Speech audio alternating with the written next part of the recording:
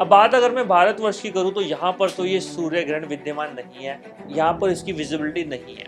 But जो भी लोग विदेश में हैं, खास तौर पर America, Japan, Australia, Malaysia, Singapore और चाइना, यहाँ पर ये सूर्य ग्रहण बहुत ही ज़्यादा प्रबल रूप में रहेगा। और वहाँ पर जितने भी लोग हैं उनको, खास तौर पर जो भारतीय हैं, जो कि सनातन धर्म को मानते हैं, ज्योतिषीय गणना को मानते हैं, उनको कुछ एक बातों का ध्यान रखना है। आप सभी जानते हैं अश्विन मास की अमावस्या पे पितृपक्ष समाप्त हो जाता है और आने वाली 14 अक्टूबर को अश्विन मास की अमावस्या है, जिसके साथ पितृपक्ष की भी समाप्ति हो जाएगी। बट खास बात यह है कि इस अमावस्या को यानी कि 14 अक्टूबर को सूर्य ग्रहण की स्थिति भी है। ऐसे में ये जो 14 अक्टूबर का दिन है, अश्विन मास की अमावस्या के दिन है, वो बहुत ही महत्वपूर्ण हो जाता है। और ख़ास तौर पर जब जब आपकी कुंडली में किसी भी तरीके से कोई पितृदोष है, शनि या राहु से संबंधित दोष है, गुरु और सूर्य खास तौर पर राहु या फिर शनि के संपर्क में है, यानी कि आपकी कुंडली में सूर्य और गुरु पीड़ित है, तो आपको ये जो सूर्य ग्रहण का दिन है, अश्विन मास की अमावस्या का दिन है, 14 अक्टूबर का ये जो दिन है, ये बहुत ही ज़्यादा इम्पॉर्टेंट है आपके लिए। आप इसे अपनी कुंडली में किसी भी तरीके से कोई राहु या फिर शनि से संबंधित दोष है, उसको दूर करने के लिए इस सूर्य ग्रहण को अवसर के तौर पर यूज कर सकते हैं। जी हाँ, सूर्य ग्रहण भी आपकी कुंडली के दोषों को दूर करने के लिए एक बहुत ही अच्छा अवसर प्रदान करता है। अब बात आती है जब सूर्य ग्रहण की, तो बात आती है सूतक काल की। थोड़ा सा यहाँ पर मैं आपको ज्योतिषीय दृष्टिकोण से सूर्य ग्रहण के बारे में समझाना चाहूंगा। खगोल विज्ञान की बात करें तो आप सभी जानते हैं कि सूर्य ग्रहण कैसे घटित होता है। बात ज्योतिषीय गणना की आती है तो सूर्य ग्रहण की स्थिति जब होती है जब कुंडली के अंदर सूर्य और राहु का संपर्क होता है। और खास तौर पर यह बता दूं, जब ये सूर्य ग्रहण की स्थिति होती है तो आप अगर देखें तो खास तौर पर जब सूर्य मेष राशि में होता है या फिर तुला राशि में होता है, मेष राशि पे होने पे सूर्य अपने प्रबल रूप में होता है, उच्च का होता है, और तुला राशि में वो बहुत ही निम्न स्थिति में होता है, सूर्य नीच का हो जाता है। और इन्हीं दो स्थिति में ही सूर्य ग्रहण के संभावना सबसे ज्यादा होती है। और आने वाली अमावस्या को सूर्य कन्या राशि से निकलकर 14 अक्टूबर को कन्या राशि में रहेगा और उससे निकलकर ही तुला राशि में 17-18 अक्टूबर के आसपास तुला राशि में प्रवेश करेगा। तो ये जो एक राशि से दूसरे राशि का निकलने का समय है, ऐसे में सूर्य बहुत कमजोर होता है। सूर्य ग्रहण के दिन भी सूर्य बहुत कमजोर होता है और अमावस्या के दिन भी सूर्य बहुत कमजोर होता है। ऐसे में अगर आपकी कुंडली में भी सूर्य कमजोर है, राहु के संपर्क में है, सूर्य या फिर गुरु आपके 9वें या 10वें घर में है, सूर्य और राहु की युति है, गुरु और राहु की युति है, या फिर सूर्य और शनि की युति है, ये कुछ मैंने कॉम्बिनेशन बताया है जो अगर आपकी कुंडली में है तो आपको आने वाले सूर्य ग्रहण पर कुछ छोटे बड़े उपाय करने हैं और अपने दिनचर्या को थोड़ा सा व्यवस्थित करके चलना है। अब बात अगर मैं भारतवर्ष की करूं तो यहाँ पर तो ये सूर्य ग्रहण विद्यमान नहीं है, यहाँ पर इसकी विजिबिलिटी नहीं है। बट जो भी लोग विदेश में हैं, खास तौर पर America, Japan, Australia, Malaysia, Singapore और चाइना, यहाँ पर ये सूर्य ग्रहण बहुत ही ज़्यादा प्रबल रूप में रहेगा। और वहाँ पर जितने भी लोग हैं उनको, खास तौर पर जो भारतीय हैं, जो कि सनातन धर्म को मानते हैं, ज्योतिषीय गणना को मानते हैं, उनको कुछ एक बातों का ध्यान रखना है। जैसे कि अगर सूर्य ग्रहण से 4 पहर पहले आप देख लें, अगर मैं भारतीय समय अनुसार बात करूं तो सूर्य ग्रहण रात को 8:34 पर प्रारंभ होएगा। अब अपने क्षेत्र में जहां पर भी सूर्य ग्रहण घटित हो रहा है वहां पर आप टाइमिंग नोट कर लीजिए, सूर्य ग्रहण कब स्टार्ट होगा। उससे 4 पहर पहले यानी कि 12 घंटे पहले, एक पहर 3 घंटे का होता है, तो सूर्य ग्रहण से 12 घंटे पहले, 4 पहर पहले सूतक काल आरंभ हो जाता है। अब ये सूतक काल क्या होता है? सूतक काल ज्योतिषीय गणना अनुसार वह अशुद्ध समय होता है जिसमें आपको कुछ बातों का ध्यान रखना होता है।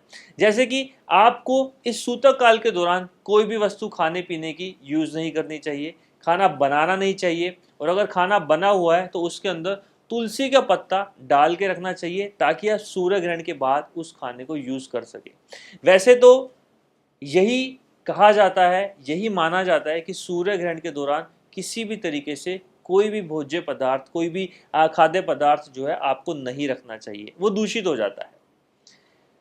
और बात आती है अन्य कार्यों की, जैसे कि आपको कोई भी शुभ कार्य है, कोई भी यात्रा के लिए सूतक काल में नहीं निकलना चाहिए। कोई भी बड़ी डील है, कोई भी आप 16 संस्कारों में से कोई अनुष्ठान कर रहे हैं, घर पे कोई हवन कर रहे हैं, यज्ञ कर रहे हैं, वो सब आपको नहीं करना चाहिए। खासतौर पर अगर आप देखेंगे तो इस दौरान मंदिर के कपाट भी बंद रहते हैं, किसी भी तरीके का कोई पूजा विधान नहीं होता है। और आपको जैसे हेयर्स, नेल, इस तरह के मालिश, दातुन, ये सब कार्य भी सूर्य ग्रहण और सूतक काल के दौरान नहीं करने चाहिए। तो ये तो कुछ मैंने आपको कार्य बताए जो हर किसी को ध्यान देना चाहिए। खास तौर पर सूर्य ग्रहण के दौरान बच्चे, प्रेग्नेंट, गर्भवती महिलाओं को, बुजुर्गों को ध्यान रखना चाहिए अपने सेहत का। अब 12 घंटे का टाइम बहुत लंबा हो जाता है कुछ भी ना खाए पिए रहने से। तो एटलीस्ट जो खास तौर से रोगी हैं, प्रेग्नेंट वुमेन हैं, बच्चे हैं, एक पैर यानी 3 घंटे का परहेज जरूर करें सूर्य ग्रहण से पहले। किसी भी तरीके से कोई भी वस्तु ना खाएं। अब ये तो कार्य हो गए जो आपको सूर्य ग्रहण के दौरान नहीं करने हैं, जो बातें आपको ध्यान रखनी है बिल्कुल भी नहीं करनी है। अब कुछ उपाय, कुछ रेमेडीज की बात कर लेते हैं जो आपको सूर्य ग्रहण के दौरान करने हैं। तो अगर आपकी कुंडली में सूर्य, राहु या फिर शनि से पीड़ित है, तो आपको सूर्य ग्रहण के दिन मंदिर के अंदर काले तिल हो गए या फिर तांबा या फिर गुड़, गेहूं, आटा, ये चीज़ें आपको सूर्य ग्रहण के दिन आपको मंदिर में दान करनी चाहिए। और राहु का किसी भी तरीके से आपकी कुंडली में दोष है, सूर्य से संबंध है, तो आपको फ्लोइंग वाटर जो होता है, खासतौर पर नदी जो हो गई, स्वच्छ पानी का जो स्रोत होता है, उसके अंदर आपको 6 नारियल जल प्रवाह करने हैं सूर्य ग्रहण के दिन। अगर आप ऐसा करते हैं तो आपकी हॉरोस्कोप के अंदर सूर्य और राहु से संबंधित जो भी दोष होते हैं उनका निवारण होता है। देखिए, ये जो सूर्य ग्रहण का दिन होता है, यहाँ पर अगर मैं एस्ट्रोनॉमिकल बात करूँ तो वहाँ ऐसी सिचुएशंस बनती हैं जो कि आपकी हॉरोस्कोप से बिल्कुल डायरेक्ट लिंक होती हैं। तो अगर इस सूर्य ग्रहण को आप एक अवसर के तौर पर यूज़ करते हैं तो आपकी कुंडली के बहुत से दोषों का निवारण होता है। साल का दूसरा और अंतिम सूर्य ग्रहण है 14 अक्टूबर को। सूर्य ग्रहण के तुरंत बाद चंद्र ग्रहण भी है 28 अक्टूबर को। तो ये 2 दिन बहुत ही महत्वपूर्ण है। आपको अपनी हॉरोस्कोप के अंदर किसी भी प्रकार से सूर्य, शनि, राहु या फिर गुरु से संबंधित कोई उपचार करना है, कोई भी उपाय करना हो तो। अगर आपकी कुंडली में सूर्य ग्रहण दोष है, यानी कि आपके लग्न में केतु है, शुक्र और शनि की युति 9वें घर में है, सूर्य राहु से पीड़ित है, यानी कि सूर्य राहु के संपर्क में है, युति या फिर उसका दृष्टि संबंध है, तो भी आपको इन चीज़ों का ध्यान रखना है जो मैंने आपको बताई हैं। और आपको ये उपाय करने हैं जो मैंने वीडियो में बताए हैं। कोई भी कन्फ्यूज़न है आप मेरे से व्हाट्सएप पे जुड़ सकते हैं, मुझे कमेंट सेक्शन में भी बता सकते हैं, जहां मैं आपको बताऊंगा कि आपकी डेट ऑफ बर्थ अनुसार, आपकी हॉरोस्कोप के अनुसार आपको कौन से विशेष उपाय करने हैं ताकि आप सूर्य से संबंधित जो भी दोष है उनको निवारण कर सके। खासकर जो लोग राजनीतिक फील्ड में हैं, जो कि पॉलिटिक्स में हैं, मंत्री हैं या फिर गवर्नमेंट से कारोबार है, कॉन्ट्रैक्टर हैं, उनको इस सूर्य ग्रहण को बहुत ही सीरियस लेना चाहिए। उनको सूर्य ग्रहण के दिन सूर्य के उपाय जरूर करने चाहिए, जो आप अपनी स्क्रीन पे भी देख सकते हैं। ये कुछ उपाय मैंने आपको बताए हैं। मंत्र आप अपनी स्क्रीन पे देख सकते हैं। आदित्य स्तोत्रम मंत्र का जाप कर सकते हैं। थोड़ा ध्यान रखेंगे तो आपका ये जो दिन है बहुत ही अच्छा रहेगा और आने वाले साल में आपको सुख, समृद्धि और सफलता मिलेगी।